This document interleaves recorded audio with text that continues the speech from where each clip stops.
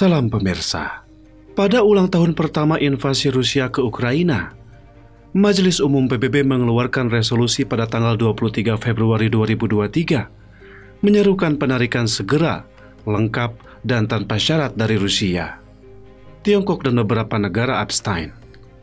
Sebuah resolusi yang dirancang oleh Ukraina banyak diadopsi pada sesi khusus darurat ke-11 Majelis Umum PBB tentang perang di Ukraina yang diadakan di markas besar PBB di New York City pada tanggal 23 Februari.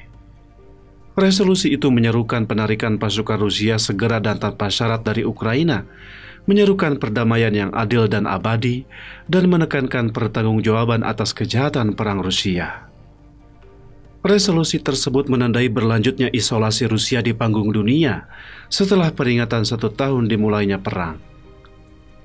141 negara anggota memberikan suara mendukung.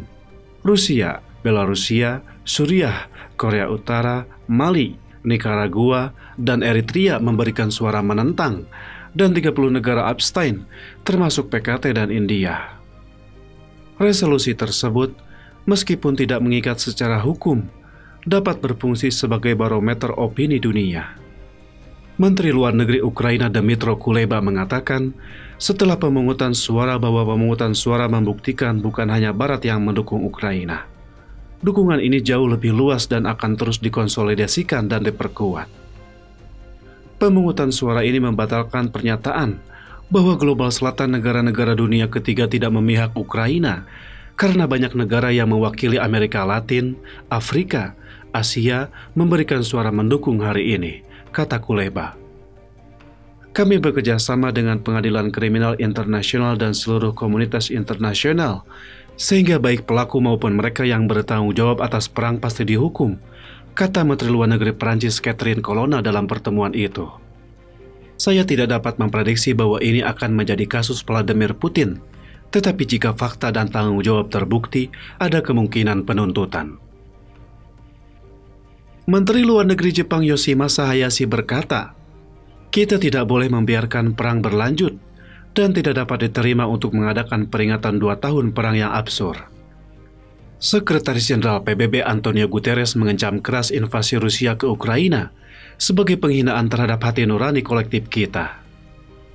Konsekuensi yang mungkin terjadi dari eskalasi konflik adalah bahaya yang jelas dan nyata, katanya, mengacu pada ancaman implisit penggunaan senjata nuklir Rusia dan aktivitas militer tidak bertanggung jawab di sekitar pembangkit listrik.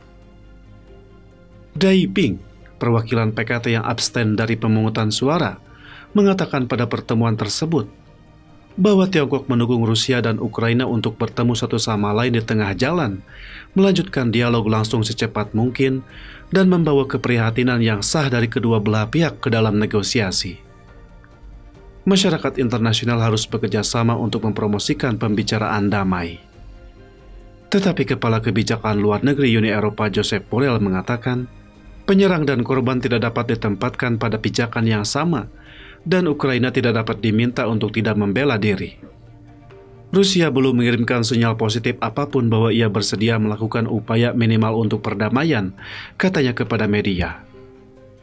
Duta Besar Rusia untuk PBB Vasily Nebensia mengecam resolusi itu sebagai tidak seimbang dan anti-Rusia.